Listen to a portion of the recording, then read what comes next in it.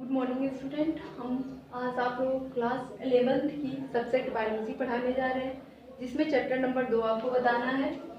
Topic है kingdom fungi, जगत कवक। आपको बताना है। इससे पहले आप लोगों को बता दें कि क्या क्या बताया गया था। इससे पहले आप लोगों को विटेकर ने 5 जगत वर्गीकरण का सिद्धांत दिया था, जिसमें आप लोगों को बताया गया था पहला जगत फर्स्ट मोनेरा,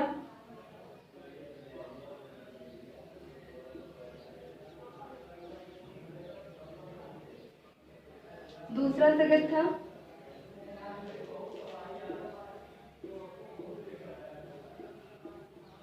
प्रोटिस्टा,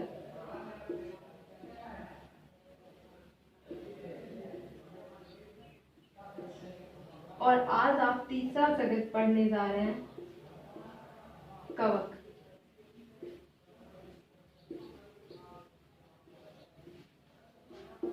फंजाई। तो इससे पहले आपने जो विटेकर ने दिया था 5 जगत वर्गीकरण की प्रणाली को आपने पढ़ा।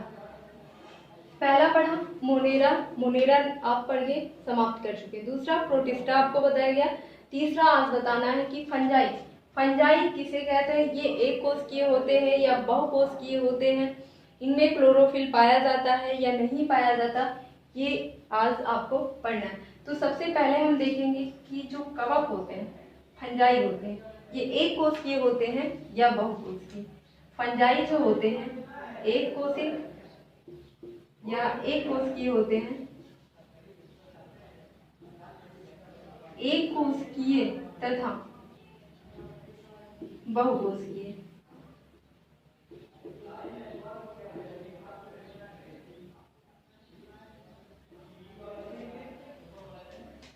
दोनों प्रकार के होते हैं।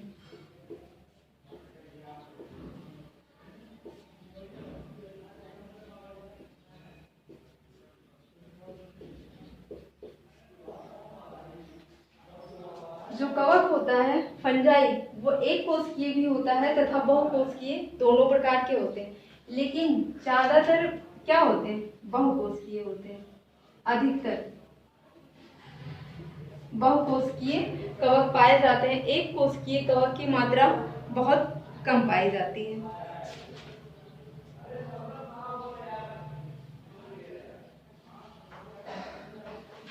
एक कोशिकीय एक ही है जिसे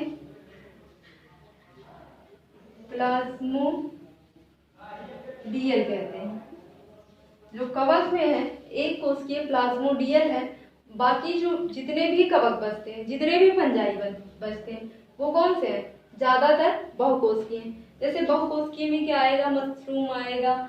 और दूसरा पॉइंट आता है कि इनमें क्लोरोफिल नहीं पाया जाता है। क्लोरोफिल नहीं पाया जाता। जो फंजाई होते हैं इसमें क्लोरोफिल नहीं पाया जाता है। क्लोरोफिल नहीं पाया जाता।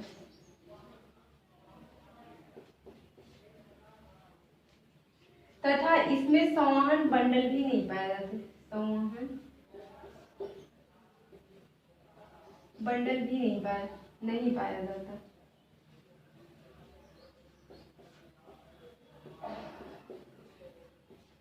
संवहन बंडल का मतलब क्या होता है, क्लोरोफिल नहीं पाया जा रहा।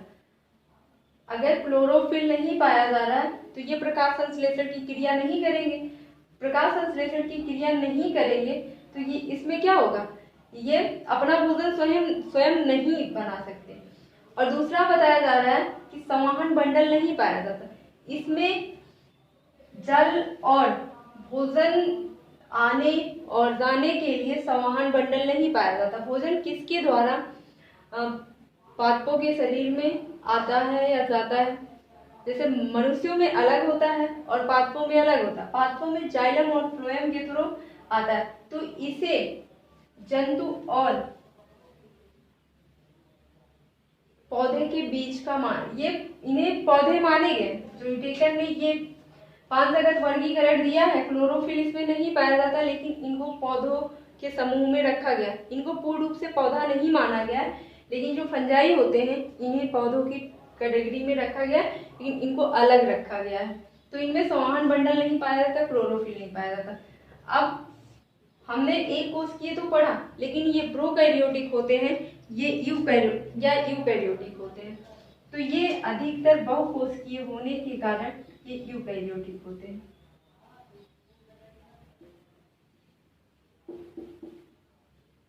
ये किस प्रकार के होते हैं? ये यूकैरियोटिक होते हैं। यूकैरियोटिक का मतलब होता है, कई बार आप लोगों को बताया गया है कि इसमें न्यूक्लियस सत्य टाइप का पाया जाएगा। न्यूक्लियस होगा केंद्रक कला के द्वारा घिरा होगा। अब ये पोषण इसमें आ जाता है कि इसमें पोषण किस प्रकार से पाया जाता है? न्यूट्रिशन। ये स्वपोषी होते हैं, परपोषी होते हैं या सहजीवी होते हैं। तो ये किस प्रकार से होंगे? जो फंजाई होंगे ये परपोषी होंगे, परपोषी।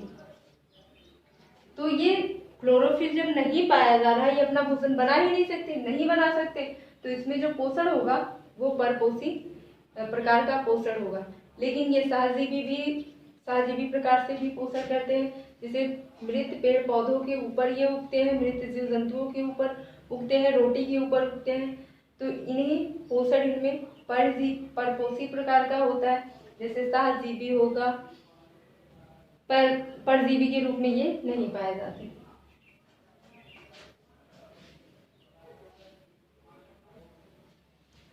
पोषण आपने पढ़ा। अब ये पोषण में जो भोजन लेते हैं उनका संचय किस प्रकार करते हैं? उसका संचय ग्लाइकोजन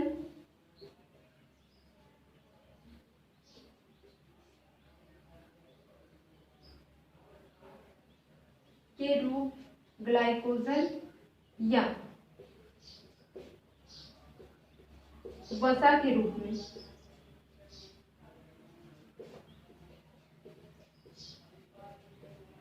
संचित करते हैं। ये अपने भोज्य पदार्थ को किस रूप में संचित करते हैं? या तो ग्लाइकोजन के रूप में या तो वसा के रूप में अपने भोजन को संचित करते हैं। इतना हमने पढ़ा कवक के बारे में कि ये यूकैरियोटिक होते हैं। एक कोशिकीय में कौन आता है? प्लाज्मोडियल आता है, तथा बाकी जितने फंजाई होते हैं वो कौन से होते हैं? बहुकोशिकीय होते हैं। और इसमें क्लोरोफिल नहीं पाया जाता। क्लोरोफिल ना पाया जाने के कारण ये क्या हो जाते हैं? इनमें पोषण जो होता है परपोषी प्रकार से पाया जाता। और दूसरा, इसमें संवहन बंडल नहीं पाया जाता। भोज्य पदार्थ को ले आने वाला और ले जाने वाला पदार्थ जाइलम और फ्लोएम नहीं पाया जाता। और लास्ट है ग्लाइकोजन। ये अपने जो भोजन ग्रहण करते हैं ग्लाइकोजन या वसा के रूप में अपने भोजन को संचित करते हैं। अब जानना है कि फंजाई को किसके अंतर्गत अध्ययन किया जाता है? जैसे हम लोग बायोलॉजी के अंतर्गत बॉटनी जूलॉजी का अध्ययन करते हैं, तो फंजाई जो होता है, फंजाई का अध्ययन हम किसके अंतर्गत करते हैं? तो हम कवकों का अध्ययन, कवकों का अध्ययन, माइकोलॉजी।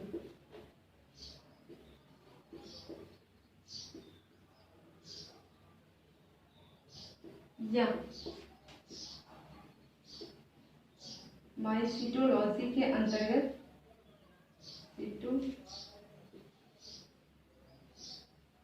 लॉजी के अंतर्गत करते हैं। हम फंजाई या कवक का अध्ययन किसके अंतर्गत करते हैं? माइकोलॉजी या माइसिटोलॉजी के अंतर्गत करते हैं। और इसके जनक, कवक विज्ञान के जनक, कवक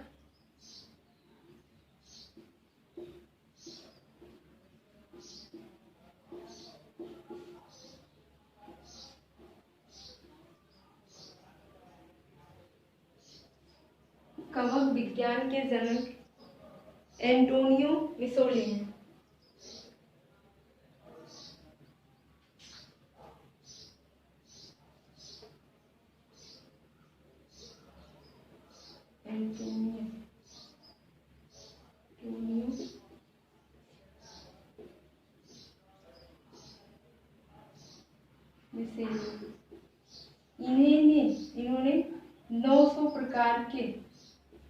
कवकों का अध्ययन किया था। तो कवकों का अध्ययन किसके अंतर्गत किया जाता है? माइकोलॉजी या माइसिटोलॉजी के अंतर्गत कवकों का अध्ययन किया जाता है। और कवक विज्ञान के जनक कौन है?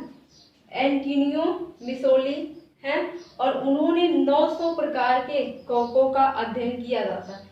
ये थे कवक विज्ञान के जनक। लेकिन भारत में भी एक ऐसे पर्सन थे या व्यक्ति थे जिन्होंने कवकों का अध्ययन किया था।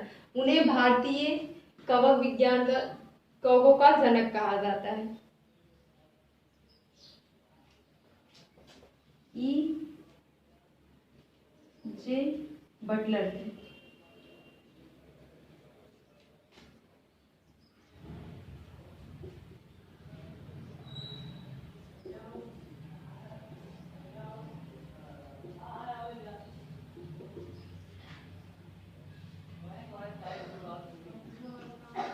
तो कवकों का अध्ययन भारतीय जनक ने भी किया था, जिसे ई जे बटलर कहा जाता है।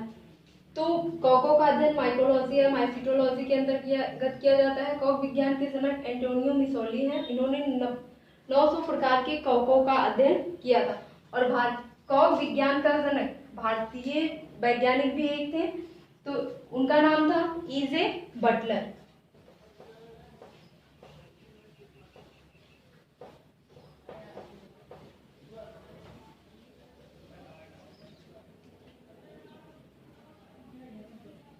अब हमको कवक का इम्पोर्टेंट कैरेक्टर पढ़ना है।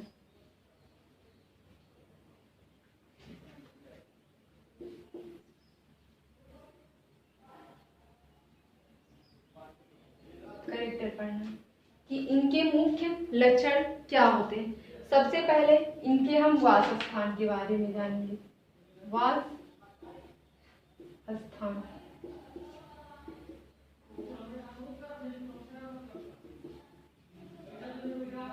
हैबिटाट, जो कवक होते हैं वो कहाँ पे रहते हैं?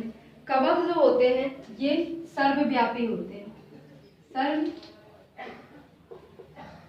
सर्वव्यापी होते हैं, ये सभी स्थानों पर रहते हैं। जैसे कभी कभी आप रोटी बहुत दिन के लिए रख देते हो तो उस पे कवक आ जाते हैं। काले काले आप धब्बे देखते होंगे, वही आ जाते हैं। या लकड़ी रख दिया जाए बरसात के मौसम में, काले काले दिखते हैं तो उस पे भी आ जाते हैं। उसी को क्या कहते हैं? फंजाई कहते हैं या कवक कहते हैं। तो कवक जो होते हैं क्या होते हैं? सर्वव्यापी होते हैं। ये सब स्थानों पर पाए जाते हैं और इसमें क्लोरोफिल नहीं पाया जाता। क्लोरोफिल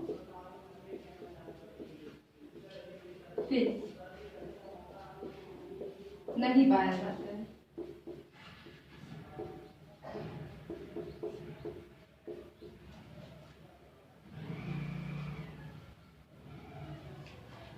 तो वास स्थान में ये सर्वव्यापी होते हैं और इसमें क्लोरोफिल नहीं पाया जाता है कि ये सभी जगह पाया जाता है। ऐसा नहीं कि ये कहीं पर नहीं पाया जाते, ये सब स्थानों पर पाए जाते हैं।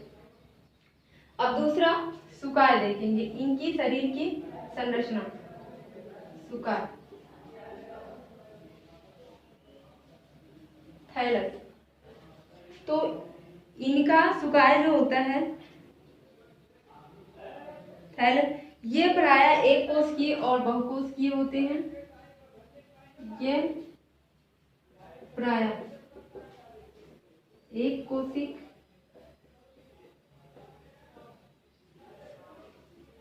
या बहुकोशिक होते हैं।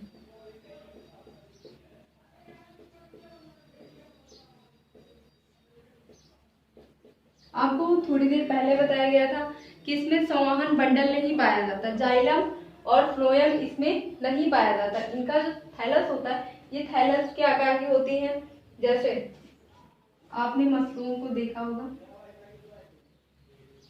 मशरूम कुछ इस आकार का होता है। इनकी बॉडी जो होती है थैलस के आकार की होती है। ये अपना भोजन किस प्रकार प्राप्त करते हैं? ये मृत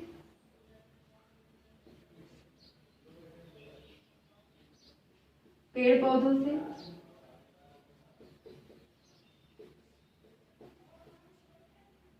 और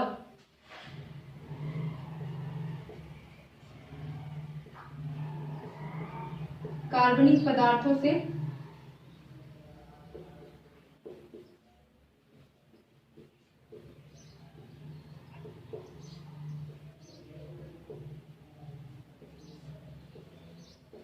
अपना भोजन प्राप्त करती है।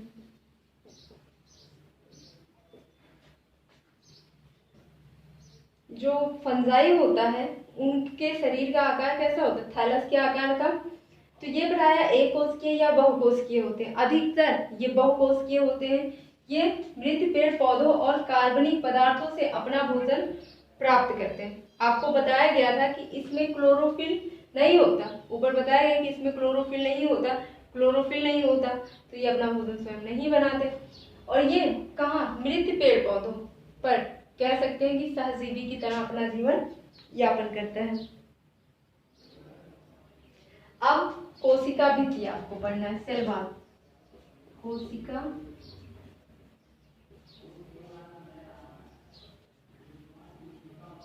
भित्ति, इनकी जो कोशिका भित्ति होती है वो काइटिन,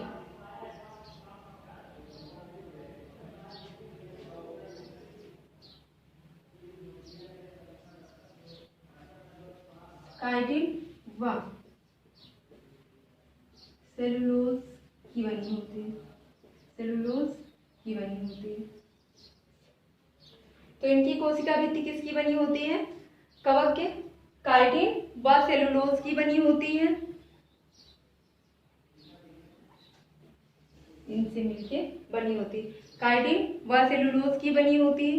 ये कवक जाल के रूप में होते हैं। जैसे एक स्थान से ये कोई सूखी लकड़ी है और ये क्या कर रही है? सड़ गई, तो यहाँ से ढेर सारे निकलते हैं, एक की संख्या में नहीं निकलते, कई सारे निकलते हैं। तो ये किसकी? ये समथैलेसी या विषमथैलमी होते हैं।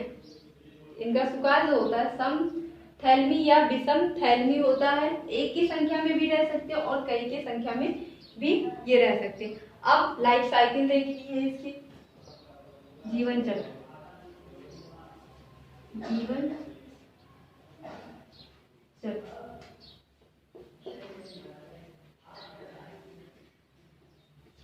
इनकी जो लाइफ साइकिल चलती है, इनका जीवन चक्र सरल से जटिल की तरफ चलता है। इनका जीवन चक्र जो होता है सरल से जटिल होता है। पहले इनका जीवन चक्र जो होगा बहुत सिंपल होगा और धीरे धीरे इनका जीवन चक्र जो होता है बहुत जटिल होता जाता है, कॉम्प्लिकेटेड होता जाता है।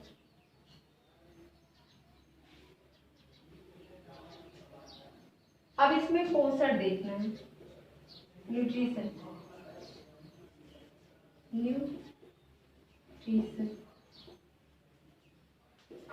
ये जो इनमें पोषण होता है किस प्रकार से होता है? ये परजीवी, मृतोपजीवी और सहजीवी दोनों होते हैं। परजीवी, सहजीवी और मृतोपजीवी होते हैं।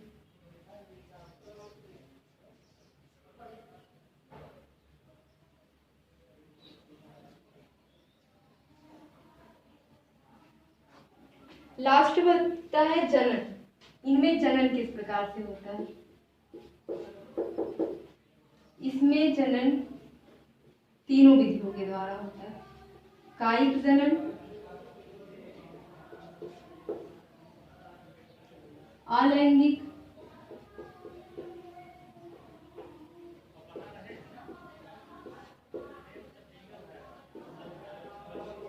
तथा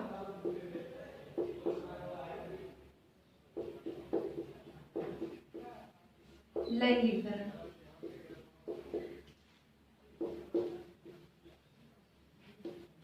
रिप्रोडक्शन। तो जो कवक यानी फंजाई में जनन होता है, ये कायिक जनन, अलैंगिक जनन और लैंगिक तीनों विधियों के द्वारा इनमें जनन होता है। तो इसकी इंपॉर्टेंट कैरेक्टर क्या है? मुख्य लक्षण क्या क्या है? वास स्थान, हमने पहला हैबिटाट इसका देखा। ये सर्वव्यापी होते हैं, सभी स्थानों पर पाए जाते हैं और इसमें क्लोरोफिल नहीं पाया जाता। दूसरा, थैलस, इनकी शरीर की संरचना कैसी होती है? ये प्रायः एक कोशिकीय या बहुकोशिकीय होते हैं। अधिकतर जितने भी फंजाई होते हैं वो बहुकोशिकीय होते हैं। ये अपना भोजन मृत पेड़ पौधों से प्राप्त करते हैं, कार्बनिक पदार्थों से अपना भोजन प्राप्त करते हैं। तीसरा है कोशिका भी, सेलवाल इनकी काइटिन और सेलुलोज से मिलकर बनी होती है। चौथा है जीवन चक्र, इनकी लाइफ साइकिल कैसी होती है? सिंपल से कॉम्प्लिकेटेड होती जाती है। पहले इनका जीवन चक्र जो होता है बहुत सरल माध्यम से चलता है और लास्ट में बहुत जटिल होता चला जाता है। पोषण, न्यूट्रिशन, ये परजीवी पोषण आपको बताया गया कि ये परपोषी होते हैं। परपोषी कह दिए आप तो इसमें आ गया कि ये परजीवी, सहजीवी और मृतोपजीवी तीनों होते हैं, क्योंकि विषमपोषी जो होता है या परपोषी, ये तीनों इनके प्रकार हैं। परपोषी के प्रकार कौन से हैं? परजीवी, सहजीवी और मृतोपजीवी। लास्ट आता है जनन, रिप्रोडक्शन। इनमें कायिक जनन, अलैंगिक जनन तथा लैंगिक जनन, तीनों प्रकार का जनन पाया जाता है।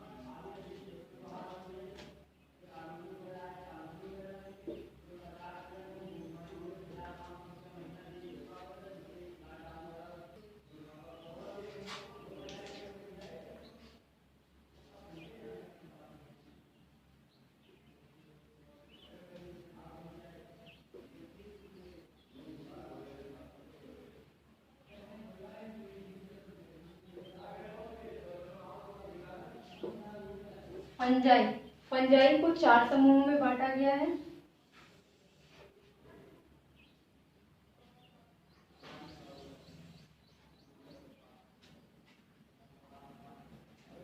पहला है फाइकोमाइसिटीज,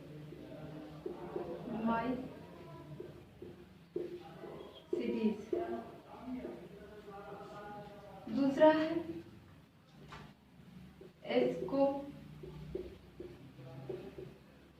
एस्कोमाइसिटीज,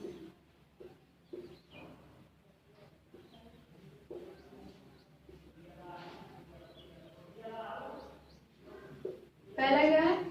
फाइकोमाइसिटीज, दूसरा है एस्कोमाइसिटीज, तीसरा है बेसिडोमाइसिटीज।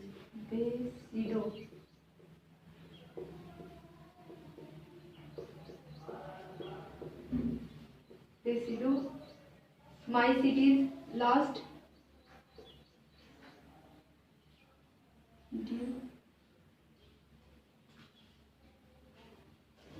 टेरोमाइसिटीज,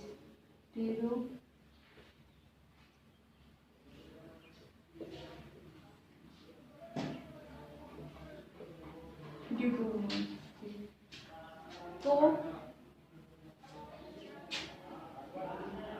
जगत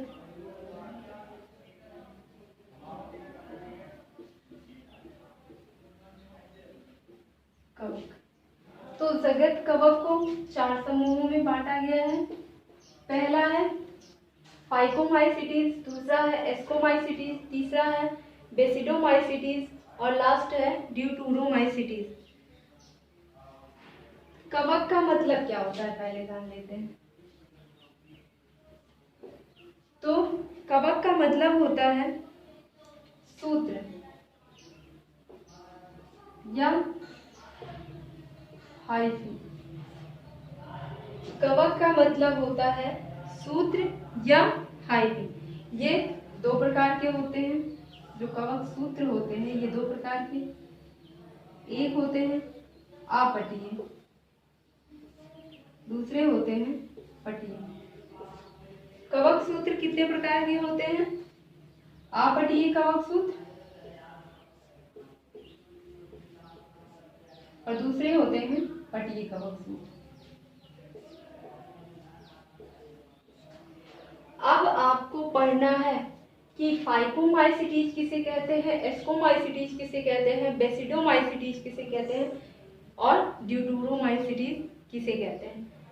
तो ये आप लोगों को अगले वीडियो में बताया जाएगा कि फाइकोमाइसिटीज किसे कहते हैं, एस्कोमाइसिटीज किसे कहते हैं, बेसिडोमाइसिटीज किसे कहते हैं और ड्यूटरोमाइसिटीज कहते हैं।